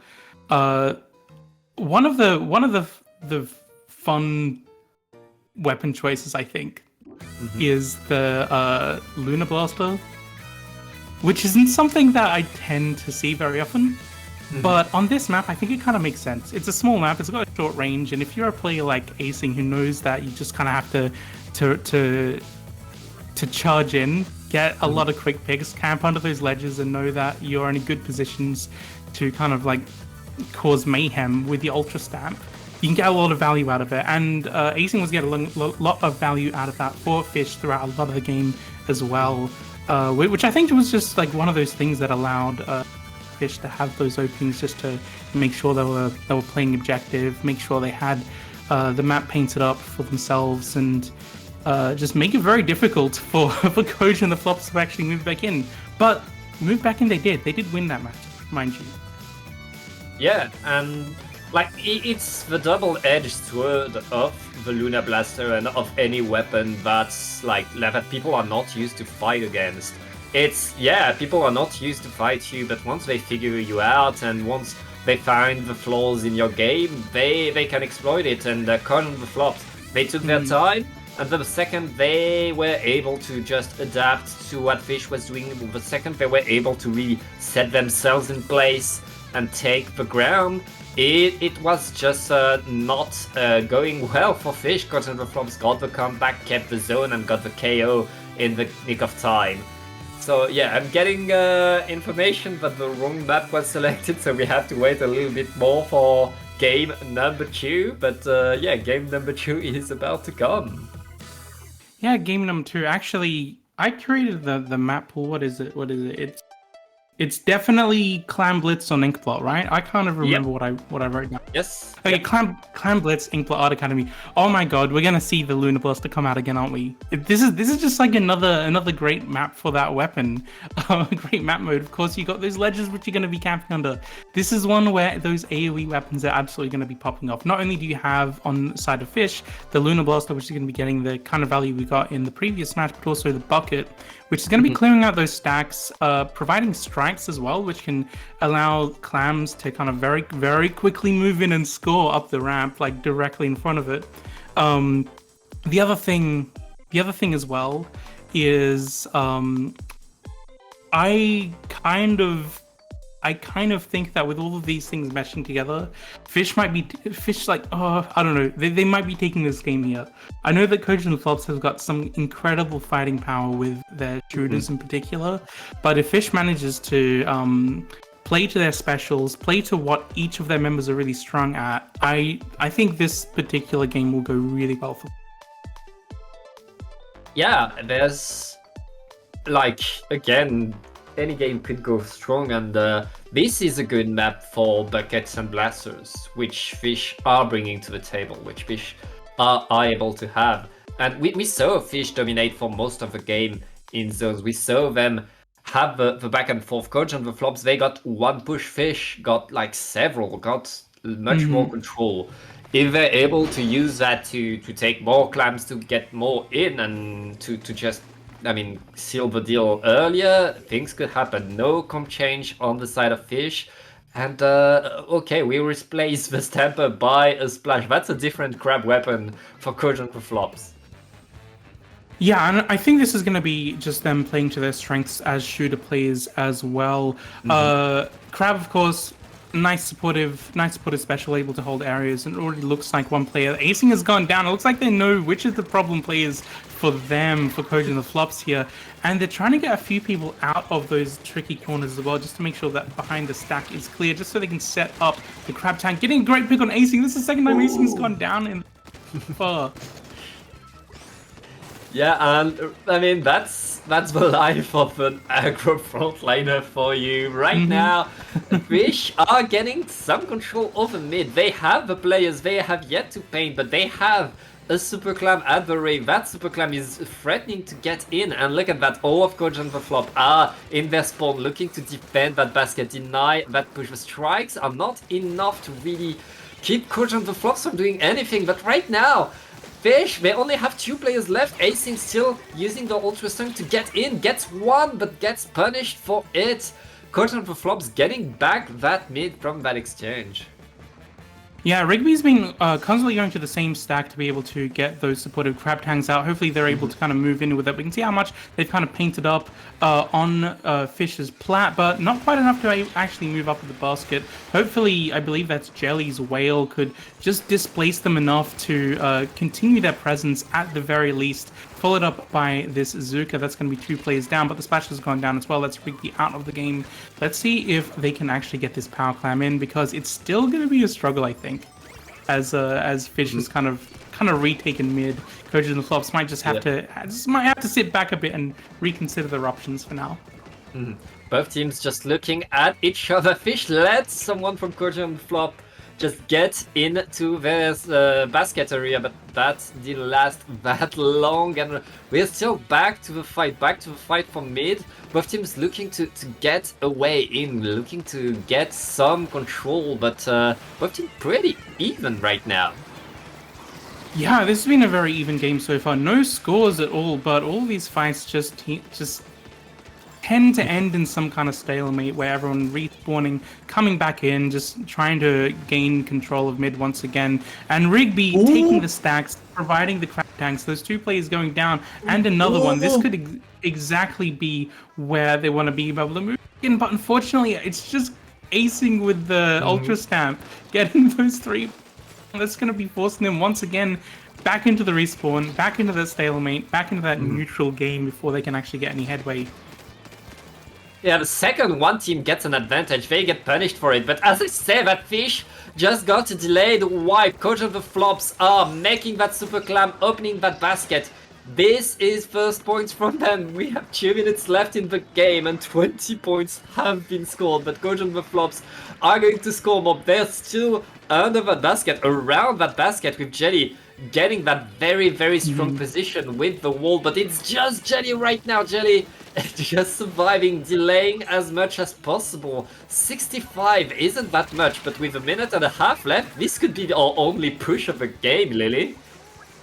It could be, and I gotta say that's some classic Jelly positioning, especially with the 52 gallon. The value you can get out of it up in bats like that, just to cause that distraction, just to be a massive pain in the neck for Fish. Do Fish even have necks? Maybe pain in the fins. Anyway, speaking of fins, they're gonna have to be swinging back very quickly in order to get anything done if they want to take this lead back of Koji and the Flops right now.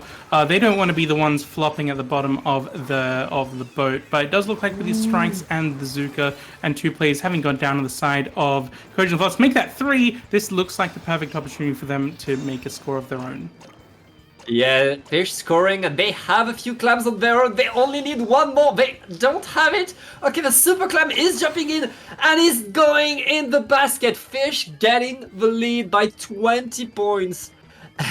Coach and the Flops, though, they got a wipeout out of it, and they're already under the basket. They already have a super clam activated. All they need to do now is get that push, get in. That super clam would be enough to get the lead back right away. They only have 20 seconds to get in, and with the cooler, they're under the basket. It's just Rigby, though. Fish getting the punish right now, but they do need to do the exact same, and they have 10 seconds to get back that lead. They're going to need a big push for that.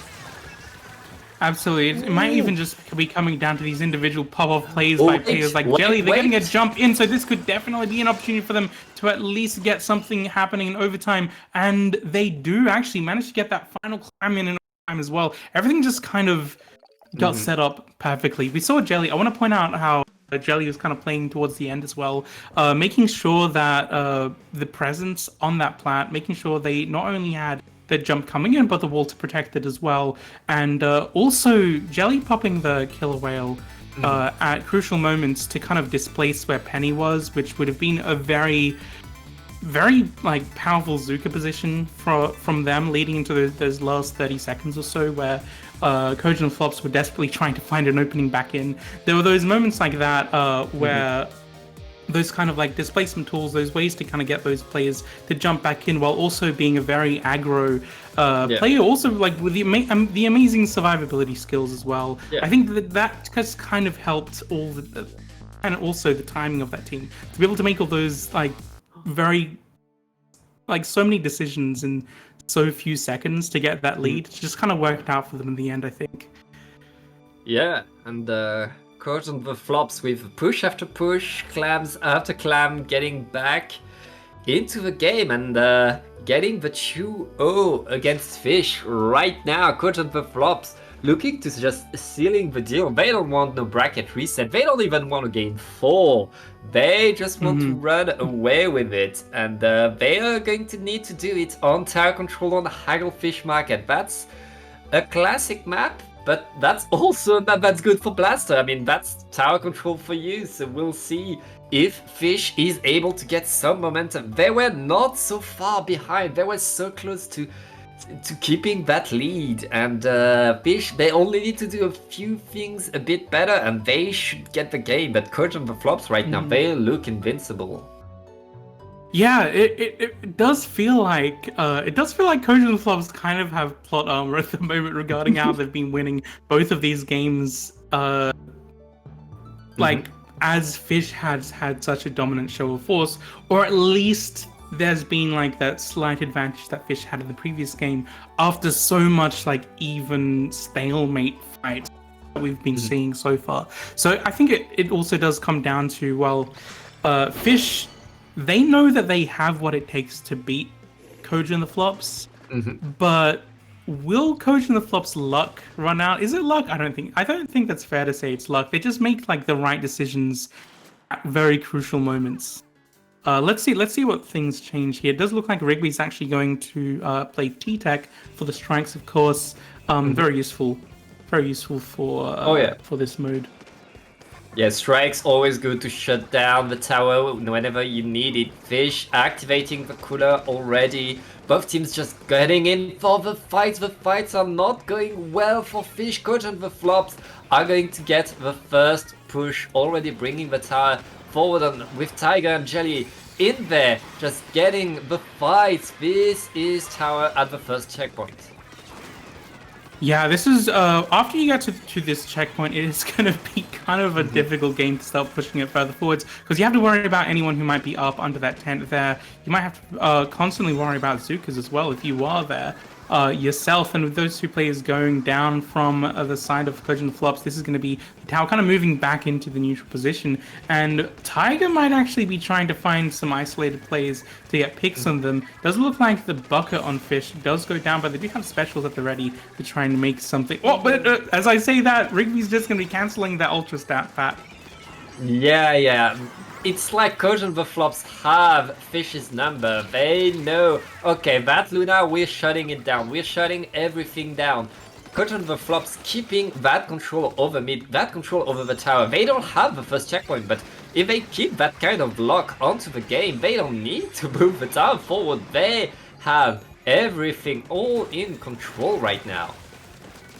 Absolutely. They need to be able to get acing out of the... Well, as they get acing out, they're going to be getting that wipeout off the top of that. Jelly's trying to get that classic Jelly position there, getting into their plat area and getting the wall out as well. That's just going to make it that much more dangerous for them to drop down and try to win any fights against them. The Zuka coming out just to try and force back their pencil. Things are going absolutely swimmingly for Coach and the Flops. Now there's definitely no flopping around on the bottom of the boat here for them. But question is Fish going to be able to swim their way out of this? Yes!